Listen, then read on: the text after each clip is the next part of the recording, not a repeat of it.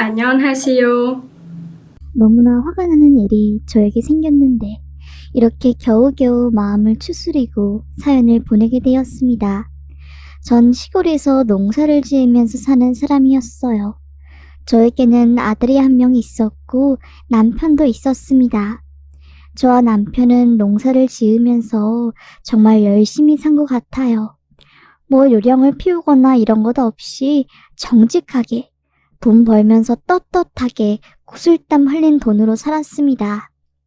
저도 그렇고 남편도 그렇고 가족이 없는 고아인 상태여도 같은 처지에서 만났기에 정말 무일푼으로 시작을 했어요.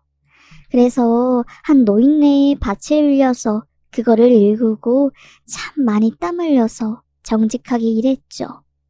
그 땅을 빌려준 노인네는 굉장히 부호였는데 자식들과 사이가 안 좋아가지고 혼자 적적하게 사시는 분이었어요. 자식들이랑 불화가 있었던 것인지 명절이나 추석이 되어도 찾아오는 사람 한 명 없더라고요. 참 쓸쓸하겠다 싶었던 저희 부부는 그 땅 주인에게 참 많이 관심과 사랑을 주었습니다. 전 부치는 날이면 항상 먼저 부친 전을 땅 주인에게 가져다 주면서 이것 좀 드시면서 있으세요. 그래도 참 명절인데 이런 건 드셔야 기분이라도 내죠. 하면서 말을 하거나 혹은 아들을 시켜가지고 이제 그 주인 우리 집에 모셔와서 같이 지내자고 말을 하기도 했죠. 그렇게 저희 부부는 주변 사람들에게 정을 나누어 주면서 살았어요. 그래도 저희가 그분에게 선의를 베푼 이유가 이제 솔직히 말하면 다른 사람들보다 훨씬 싸게 땅을 내놓고 저희 부부에게 무리한 요구를 한 적이 단 한 번도 없고 오히려 거의 무료에 가깝게 땅을 빌려주었거든요. 솔직히 그런 은혜를 입고 있는 저희로서는 그 노인네에게 못해줄 이유가 하등 없었고 그렇게 연을 이어가다 보니까 어느새 저희는 가족처럼 지내게 된 거였어요. 저희 아들이 가방끈이 짧은 저희 부부와는 다르게 굉장히 공부를 잘했거든요. 뭐라고 해야 할까요? 머리 자체가 좀 좋은 스타일이었습니다. 자기 객관화가 굉장히 잘 된 것인지 공부를 하면서 뭐는 틀리고 뭐는 이렇게 하면 안 되고 이런 거를 딱딱 잘 집어내는 아이였습니다. 그래서 어릴 때부터 교사들이 영재 교육원에 보내야 한다고 등을 떠밀 때도 있었지만 솔직히 그런 게 다 돈이잖아요. 시골에서는 진행되는 프로그램이 없으니까 서울까지 가야 하는데 그거 기차 타고 갔다가 숙박하고 또 프로그램 비용만 하면 일주일에 100만 원 깨지는 것은 금방이었죠. 그런데 아들이 토끼 눈을 하면서 굉장히 가고 싶어하는 눈빛을 보내는데 너무나 미안해지더라고요. 남편과 전 그래 우리가 이렇게 살면 뭐하겠어. 돈 아껴서 뭐하겠어. 자식들 제대로 서포트도 못 해주는데 돈을 빌리거나 뭘 해서라도 애 그 프로그램에 참석하게 해주자 싶었습니다. 그래서 저희는 은행에 가서 긴급 대출을 받으려고 하는데 저희가 소장농이고 땅 주인이 아니다 보니까 그 100만 원 빌리는 것도 쉽지가 않더라고요. 잔뜩 풀이 죽은 채로 남편과 손을 쓸쓸히 잡고 농수로 길을 걷고 있는데 저기 멀리서 땅 주인이 저희를 부르는 겁니다. 박신혜 부부가 왜 이렇게 평소와 다르게 그리 풀이 죽어 있어? 무슨 일이라도 있는 거야? 라고 말을 했고 저희는 아니라고 하면서 말을 얼버무리다가 결국 모든 것을 실토했습니다. 정말 딱 너무나 급한데 100만 원만 빌려주실 수 있냐고 라고 말을 하니까 그 땅 주인은 화들짝 놀라면서 말을 하더라고요. 아우 참 난 박신혜 부부가 이렇게 돈 때문에 큰 고민하고 있는 줄 꿈에도 몰랐어. 그래도 내가 배려한다고 해서 이제 땅값 거의 안 받는 형식으로 자네들한테 빌려주기는 했다만 그래도 농사만으로 먹고 사는 게 참 힘든가 보지. 어쩌면 좋나 정말. 내가 일단 해줄 수 있는 건 이라고 하면서 저와 남편이 손을 잡고 댁으로 끌고 가는 겁니다. 뭐야 싶었던 저희는 눈을 동그랗게 뜬 채 그렇게 땅 주인 할아버지의 손에 이끌려 집안의 마당으로 가게 되었고, 그 할아버지가 갑자기 장독대를 열더니 검은 색깔 봉다리를 주는 겁니다. 이게 뭐예요? 라고 말을 하니까 그거로 애 교육시키라고. 그리고 공부보다 더 중요한 게 효심, 감사하는 마음. 부모가 되었건 친구가 되었건 만물이 되었건 이 감사하는 마음이 없으면 사람은 사는 이유가 없어. 한번 열어봐. 라고 하는데 봉다리에는 은행에서 곱게 찾아온 지폐 수백 장이 묶여 있었어요. 언뜻 봐도 500은 좋게 넘어버렸습니다. 이렇게 큰 돈을 보는 것도 오랜만이었던 전 순간 다리에 힘이 쪼르륵 풀려버렸고 남편은 납작 엎드려서 절을 했습니다. 정말 이 은혜 꼭 갚겠습니다. 이번 가을에 추수하고 이제 나온 돈으로 꼭 보답해드릴게요. 라고 말을 하자 그럴 필요는 없네. 어차피 나만 하는 게 돈이고 솔직히 말하면 자식들도 다 나를 버리고 내가 돈으로 자식들 부족함 없이 키웠더니 커갈수록 나한테 요구하는 게 점점 많아지더군. 첫째 아들은 도박으로 내 집 세 채를 날려버려서 내가 연을 끊고 카드도 다 뺐더니 날 죽이겠다고 강목을 들고 찾아오고, 딸은 어디서 그리 예의 없는 짓거리 그리고 기고만장함을 가져온 것인지 내 돈 믿고 친구들 괴롭히거나 심지어는 이혼 준비 중인 지 남편을 조폭을 고용해서 냅다 패거나 했다네. 자식 농사 잘못 지은 게 이렇게 내가 말년까지 힘들게 할 줄은 몰랐어. 그래서 난 자네 부부가 참 고맙다네. 그래, 지금은 먹고 사는 게 힘들고 돈 때문에 죽을 지경이겠지만 그래도 마음 굳게 먹고 그 안에서 찾을 수 있는 소중한 것들을 가지고 잘 살아보게나. 그리고 아들 녀석, 공부도 중요하지만 무엇보다 가장 중요한 것은 감사함, 그리고 예의, 인성이라네. 하면서 말을 해준 겁니다. 솔직히 좀 놀랐어요. 자식들이랑 사이가 안 좋은 것은 알고 있었다만 이런 일이 있는 줄은 몰랐거든요. 그래서 그렇게 돈이 많은데도 이 깡시골에 내려와서 몸을 숨어 사시는구나 싶었고, 전 할아버지께서 신신당부한 자식 교육에 대한 명언을 가슴에 품고 살았습니다. 땅 주인이 그런 깊은 배려 덕분에 저희 아들은 서울로 올라가서 방학마다 공부를 할 수 있게 되었고, 정말로 머리가 비상한 아이는 스펀지처럼 영재교육센터에서 배운 것은 전부 다 습득할 수 있게 되었어요.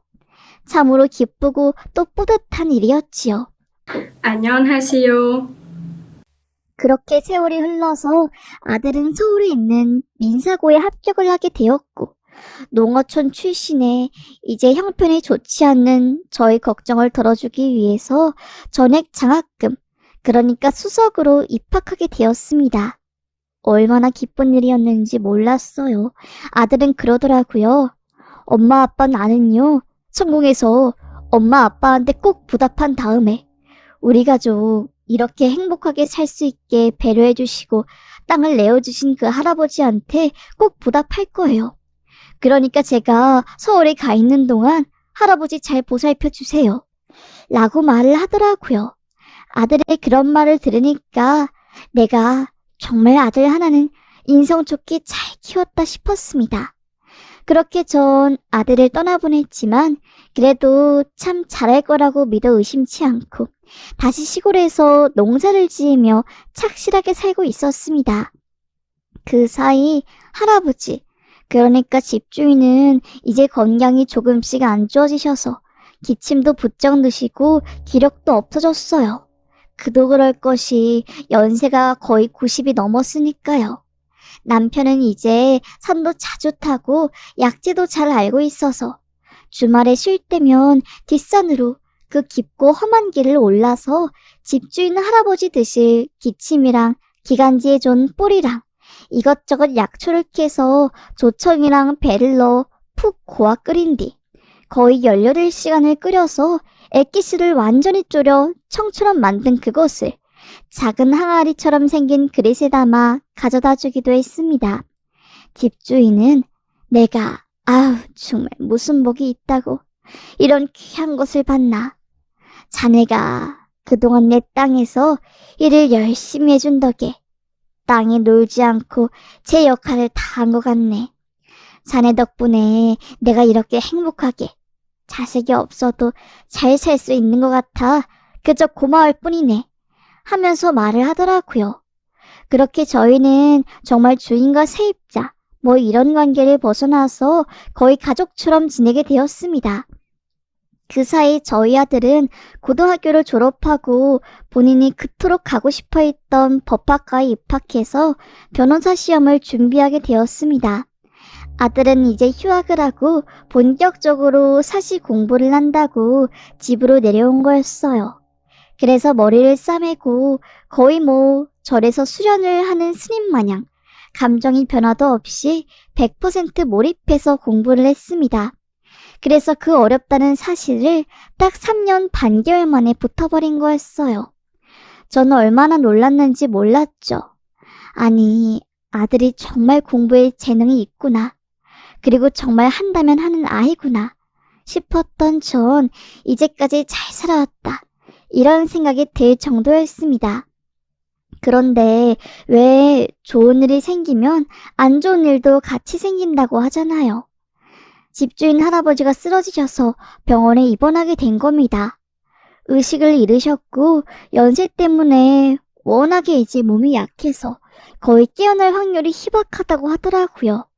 아마 이대로 지속되면 식물인간으로 몇 년을 지낼 수 있다고. 사실 호흡기 떼면 바로 사망하실 수도 있는데 호흡기가 붙어있는 한 몇 달이고 몇 년이고 이 상태가 지속될 수 있다고 말을 하는데 저희는 억장이 무너졌죠. 아들도 정말 힘들어했어요. 합격해서 멋진 법조인이 된 다음에 할아버지한테 자랑스럽게 말하려고 했는데 왜 하필 좋은 일을 앞두고 이렇게 허망하게 쓰러지시냐고 하면서요.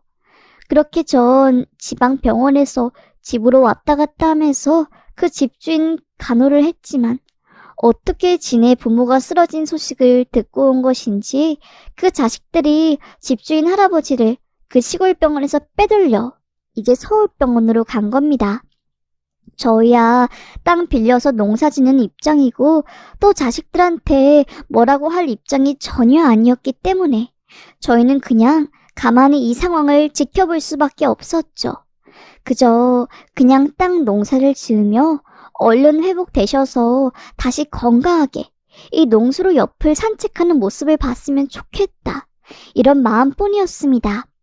그렇게 서울로 올라간 집주인 할아버지의 소식은 깜깜무소식이었고 그 저택은 입구에 거미줄이 칠 정도로 사람이 드나듦이 없는 그런 집이 되었습니다. 그러다가 이제 제 아들이 연수원에서 좋은 성적을 거둬 검사가 되었고 일에 치이느라 시골에 한번 못 내려오고 자기 인생을 사는 그런 상황이 되었습니다. 전 이제 아들 뒷바라지 해준다고 하면서 서울로 몇 번 올라가서 아이 밥 챙겨 먹고 그랬는데 그때마다 정말로 궁금하더라고요.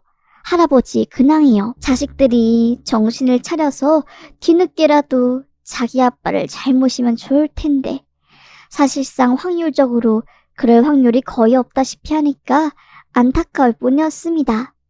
그렇게 저희는 다시 시골로 내려와서 지내고 있었어요. 아들은 그 사이에 검사일을 또 하다가 3년 만에 너무 힘들고 조직적인 그 뭐라고 해야 할까요? 은폐하는 분위기. 팔은 안으로 굽고 자기 식구들 앞에서는 뭐 정의도 없는 그런 상황 때문에 견디기가 힘들었나 봅니다. 매일 저에게 전화와서 귀에서 피가 날 것 같다고 선임 검사의 말도 안 되는 논리 때문에 정말 살기가 힘들다고 하면서 말을 하는데 전 정말 그냥 명예고 뭐고 다 필요 없으니까 빨리 퇴직서를 내고 변호사를 일을 돌리라고 했죠. 그러자 아들은 엄마가 그렇게 말해주어서 용기가 나네. 엄마의 자랑인 검사 아들이 검사를 그만둬도 괜찮겠어? 라고 말을 하자 전 검사가 뭐고 다 필요 없고 너 건강한 게 우리한텐 가장 중요해. 라고 말을 했어요. 그렇게 아들은 변호사 일을 하면서 이제 잘 나가는 유능한 변호인이 되었고 돈도 쓸어 담고 저희는 그 덕을 많이 보면서 전보다 수월하게 일을 할 수 있게 되었습니다. 그러다가 갑자기 저에게 정말 믿기 힘든 지금 생각해도 너무나 끔찍한 일이 벌어졌어요. 갑자기 저희 시골집 앞에 한 세단이 세워지더니 그 안에서 양복을 입은 한 남자가 내린 겁니다. 박춘자, 박범례가 누구야? 라고 말을 하더라고요. 그 이름은 저희 부부의 이름이었어요. 아니, 어떤 사람이 우리 부부 이름을 부르나 싶었던 전 대문을 열고 나가서 문을 열자 그 양복자기가 갑자기 제 멱을 잡아 땅으로 머리를 박히게 하더니 구두발로 절 무진장 때리기 시작하는 겁니다. 한순간에 벌어진 일이라서 전 뭘 어떻게 할 수도 없었고 어안이 벙벙해서 그대로 그 발길질을 다 받아낼 수밖에 없었어요. 순간 손이 덜덜덜 떨리고 말이 안 나올 지경이 되었습니다. 왜 나한테 이런 일이 생기는 것인지 도무지 알 수 없었던 전 도대체 이 늙은 노인네한테 왜 이런 짓을 하는 거요? 나요, 당신들한테 죄 지은 것 하나 없는데 도대체 누군데 이러는 거요? 말하니까 그 남자가 당신 우리 아빠 꼬셔가지고 땅 받아낸 거 다 알아. 빨리 니들이 죽어야지. 내가 그 땅한테 소송을 하던지 말든지 하지. 여기 CCTV 없지? 그냥 죽어! 하면서 발기질을 거세게 미친 듯이 해대는 겁니다. 순식간에 벌어진 일이라서 전 거의 머리가 탱탱 볼처럼 차였고 입에서 뜨거운 피가 흐르면서 기절하기 직전 오늘 집으로 오기로 한 아들을 마중나곤 애아빠랑 아들이 제 모습을 보고 미친 듯이 달려오는 겁니다. 엄마! 여보! 하면서 그들은 택시에 내려서 집 앞으로 뛰쳐왔고 남편은 그 남자를 제압하고 아들은 저를 일으켜 세워서 이제 부축을 한 뒤에 병원에 데려간 겁니다. 그런데 아들이 그 남자의 얼굴을 보자마자 화들짝 놀라더니 아니, 당신 중앙지검에 조사받으러 온 그 도박 중독에 이제 범죄 일으킨 애 아니야? 라고 하더라고요. 전 아들한테 아는 놈이냐고 했더니 저놈 전과 팔범에 아주 악질적이라고 음주운전하고 도주해가지고 징역형도 살고 또 도박에 빠져가지고 사람들한테 돈 빌리다가 사기 사건으로 구속되었다고. 내가 그 사건 담당한 검사고 초임 검사일 때 맡았던 사건이라 다 기억이 난다고 하는 겁니다. 그런데 저 남자가 왜 나한테 이러는 거냐고 난 모르겠다고 말하자 아들도 왜 자기한테 원한 관계를 진 것도 아닌데 우리 엄마를 이렇게 만든 거냐고 도무지 모르겠다고 고개를 갸우뚱했어요. 이제 남편이 그 남자를 제압해서 경찰서로 데려가서 수사받는 것을 옆에서 지켜보고 저와 아들에게 말을 해주었는데 너무나 깜짝 놀랐죠. 안녕하세요. 그 남자 알고 보니까 그 땅 주인이 아들이라고 하는 겁니다. 그런데 땅 주인이 이제 서울에서 투병을 하다가 돌아가셨고 자식들이 재산 차지하려고 이것저것 정리하려다가 이미 그 할아버지가 자기가 아프거나 쓰러지면 자식들이 재산 가지고 개판 싸움 날 게 뻔하니까 훨씬 전에 유언과 변호사를 통해서 공증받은 그런 재산 분할을 진행한 거였어요.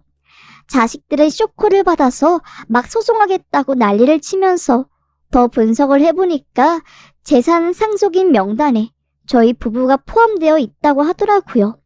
그것도 전 몰랐는데 이제 저희 부부가 농사를 짓고 있는 땅이 상당히 좋은 위치에 있다고 하더라고요.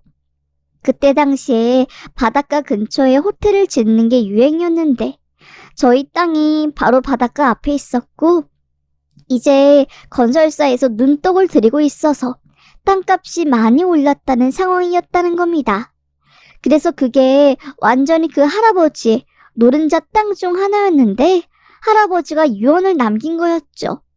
내가 이 부부를 30년간을 넘게 알고 살아왔다고. 자식놈들, 지 아비 돈 어떻게 빼돌릴까 궁리만 하다가 결국 아비를 버린 지경에 이르렀는데 이 부부는 나와 가족도 아닌데 나에게 무슨 일이 있을 때마다 항상 전 같은 것도 붙여주고 또 내 몸을 지극히 챙겨주었다고. 거짓말도 10년을 하면 진실이 된다더니 이제 그 부부가 내게 30년간 한결같은 모습을 보여주니까 그 부부의 행동이 거짓이 아니라 진실이라는 걸 알았다네. 그 부부 평생 돈 때문에 마음고생하며 힘들게 살았는데 이제는 내 땅을 빌리는 게 아니라 자네들이 소유해서 당당하고 멋지게 밭을 일구며 살았으면 좋겠네. 라고 유언이 적혀 있었다는 겁니다. 아니 그 땅 정말로 너무나 넓고 규모가 어마어마해서 입이 떡 벌어질 금액이었어요. 저희는 그 돈보다 더 충격적인 것은 정들었던 할아버지가 돌아가셨다는 말에 충격을 받고 말았던 거였죠. 그래서 그 자식들 중 한 명이 이제 자기한테 갈 땅이 저희한테 간 것을 알고 나서 저희가 무슨 꽃뱀 뭐 이런 거 마냥 주인 할아버지한테 달라붙어서 이런 땅을 받은 거라고 생각을 해서 복수를 하러 온 거죠. 하여튼 생각하는 거라고는 정말 저질스러워서 어찌 뭐라 말을 할 수가 없더라고요. 어떻게 그렇다고 해서 저 같은 노인네를 죽도록 팰 수 있는 것인지 도저히 그리고 도무지 이해가 안 되었습니다. 아들은 뿔이 났죠. 내가 검사가 왜 되었는데 너 같은 놈들 잡아 넣으려고 된 거라고. 비록 지금은 검사직에서 물러났지만 그 무엇보다 인맥, 학연, 지연 이런 게 통하는 게 검사 집단이라고. 넌 나 아니었으면 어떻게 돈 써서 정관예우 변호사들 써가지고 검사들 매수한 다음에 기소할 때 그냥 단순 폭행으로 해서 빼돌리려고 했겠지만 난 널 살인 미수로 기소하게 만들 거고 감옥에 쳐넣을 거야. 딱 기다려. 하면서 자기 선배 검사 판사들한테 막 전화를 하더라고요. 순한 양인 줄 알았던 아들이 그런 독한 눈빛을 보내면서 저에게 그런 말을 하는데 조금은 아들이 아닌 것 같다는 생각이 들 정도로 다른 사람 같았습니다. 정말로 아들에게 이런 독한 면이 있구나 싶었던 전 조금 놀랐고 그렇게 아들은 본인이 정말 한 말처럼 그 폭력배 같은 막대먹은 자식놈을 바로 살인미수로 기소하게 했고 단순 폭행과는 비교도 안 될 정도로 최소 형량이 센 살인미수 때문에 결국 그놈 감옥에 가게 되었습니다. 전 치료를 잘해가지고 이제 크게 문제 있는 곳은 없지만 그놈 자식 발길질 때문에 귀가 찢어져서 그게 좀 속상했네요. 그렇게 저희는 한순간에 수십 년을 남의 땅 빌려서 농사짓는 처지에서 갑자기 정말 부호의 10석의 땅을 가진 그런 부자의 반열에 들게 되었습니다. 부동산 업자들도 놀라더라고요. 종종 살면서 이런 일을 보긴 했는데 그것도 그냥 땅 주인이 작은 컨테이너 박스 하나 지을 정도의 땅을 주는 거였는데 이렇게 통째로 물려주는 것은 처음 봤다고 하면서 로또 맞은 거라고 말을 하더라고요. 저희는 그것도 좋았지만 우선 할아버지께 마지막 인사를 못 드린 것 같아서 죄송해서 아들과 남편과 함께 이제 그 할아버지 산소를 찾아 소주를 한 잔 올리며 말했습니다. 주인 할아버지, 어떻게 저희한테 이런 걸 언질도 안 하시고 훌쩍 떠나세요. 정말 이거 알았으면 저희는 안 받았을 텐데 이렇게 죽고 난 뒤에 이야기를 들으니까 어찌할 방법이 없네요. 그래도 자식들한테 그 땅 갔으면 바로 팔아버리거나 개발이 되었을 텐데 저희 부부는 주인 할아버지 기리기 위해서라도 그 땅 안 팔고 평생 농사 지으면서 사는 땅으로 하겠습니다. 그리고 아들한테도 말했어요. 이 땅은 정말 선물과도 같은 거니까 현금화하지 말라고. 마음의 안정을 찾을 수 있는 그런 터지로 생각을 하고 그렇게 하자고 말을 했습니다. 하늘에 있는 우리 주인 할아버지, 그곳에서는 지금 자식들과는 다르게 정말 할아버지를 사랑해주고 또 행복하게 해주는 사람들과 함께 모여 행복하시길 바랍니다. 그동안 이승에서 정말 고생 많으셨어요. 늘 그렇듯이 명절이나 설에 전 묻혀서 찾아갈게요. 사랑합니다. 라고 하면서 마지막 인사를 했네요. 눈물이 그렁하더라고요. 아, 정말 하면서요. 왜 할아버지가 자식 이야기만 나오면 얼굴이 시뻘게 서서 화를 내고 막 인성교육을 왜 그렇게 중요시한지 정말로 이번 일을 통해서 깨닫게 되었습니다.